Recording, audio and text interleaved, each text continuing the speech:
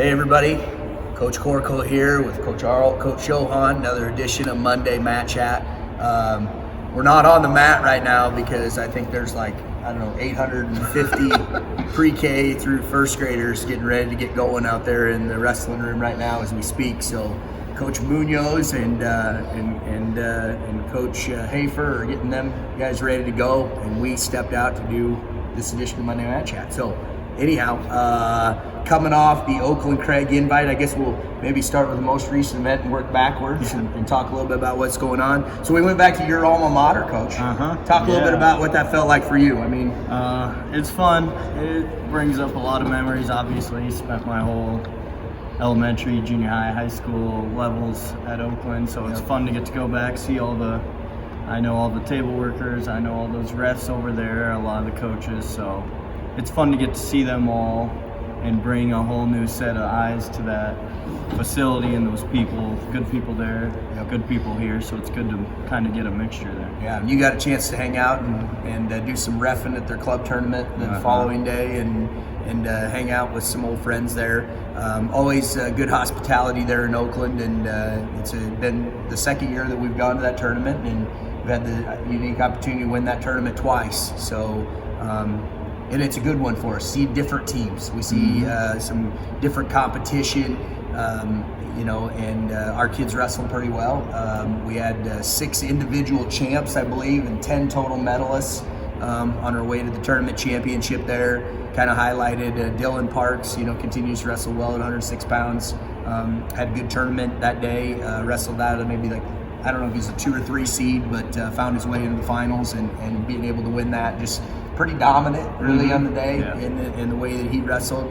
John Alden, same kind of thing, pinned his way through the tournament and just wrestled well. Kind of had a goal to, work on some of that top stuff and be explosive and pin from that position. And you could see that in the finals match. The kid, wrestled pretty well and did some things to kind of, prevent John from getting that early pin, but he had to cycle through several moves. But that's all good stuff to have to be able to do. It's always good practice, yeah.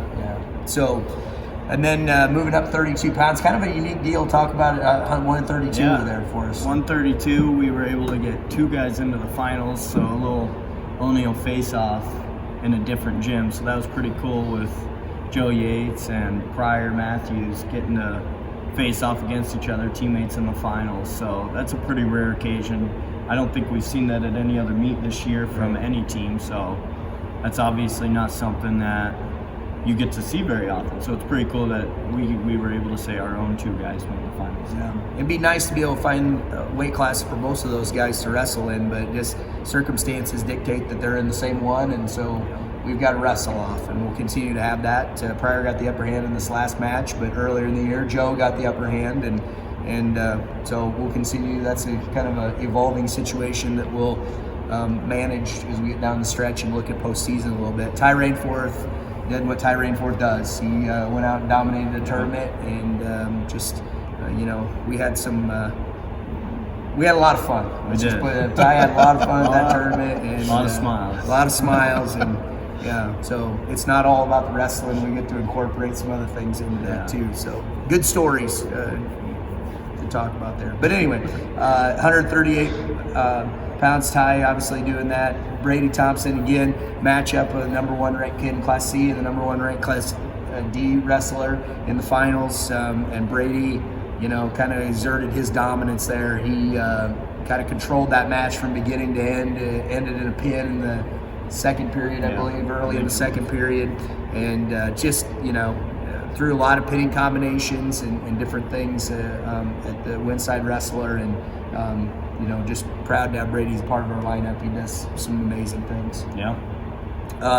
In terms of the tournament, Sal Rodriguez, talk a little bit about Sal's day and how that went. I mean, he's at a 4 seed, I believe. In that bracket? And he's at a tough schedule. Yeah. I mean, it seems like every meet we're going to, there's multiple ranked kids in his bracket that he has to fight his way through. And that was no different here. He had a couple kids in D that were ranked or right on the edge, and a kid or 2 in C, counting him, that are right on the edge of rankings, right in that top 10 tier. And he was able to wrestled good, tough tournament all the way through. Had a good semis match against a C kid that he might see later on. And then in the finals, wrestled a Winside kid and wrestled just a good, smart match. Was able to kind of control it from beginning to end. Yeah. So it was good for him to get his first tournament title. Yeah, and Levi Drucke wrestled. Wasn't probably the matches that he was. He had a tough match in semifinals. I don't know that we wrestled our best, but hats off to the guy we wrestled against there.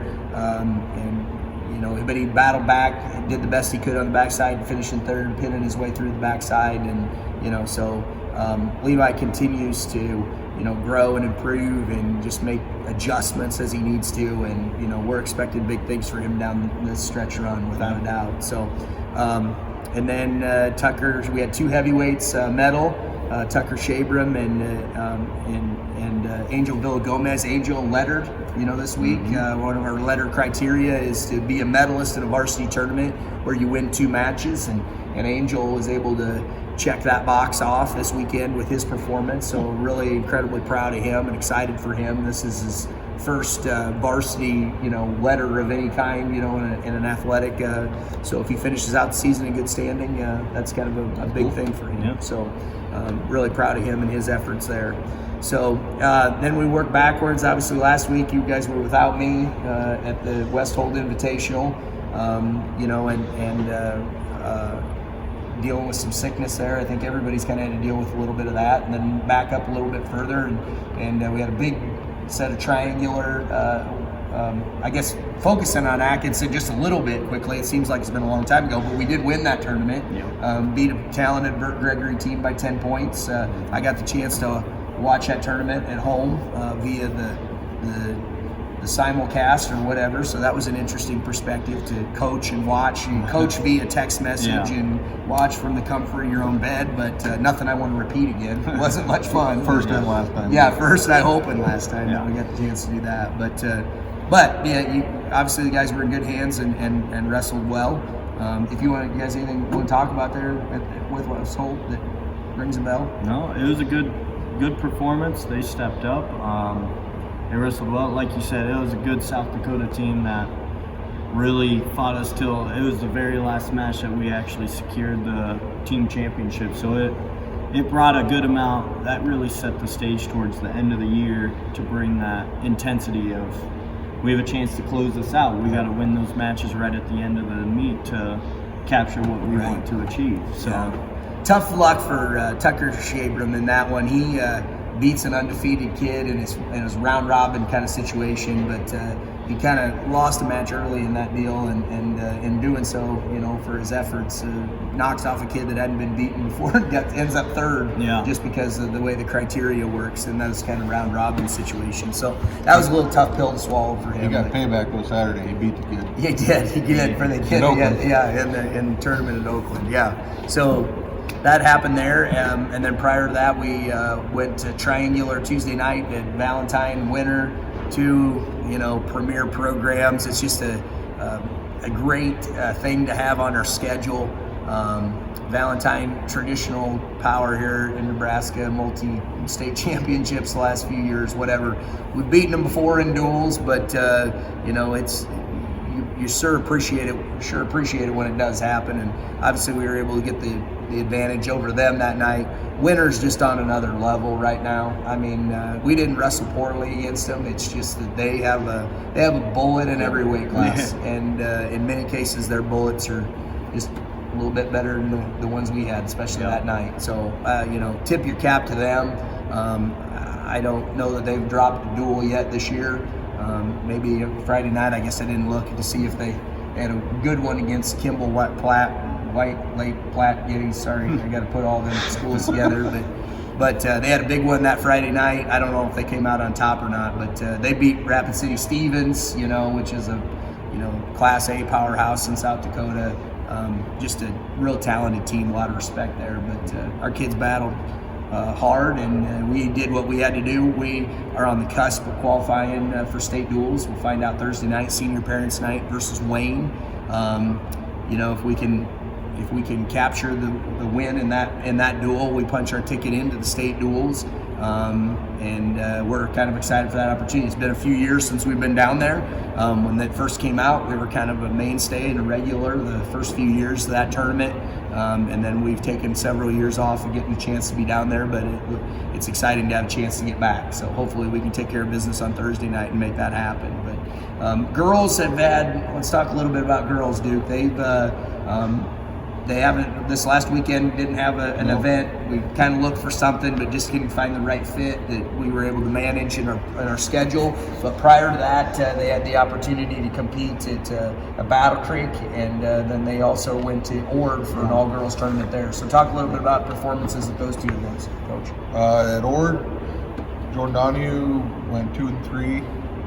Wrestled really well. Her first match was against the undefeated, I don't know if she's undefeated, but she was the number 1 seed from Grand Island, and she was beating her pretty handily and just got caught.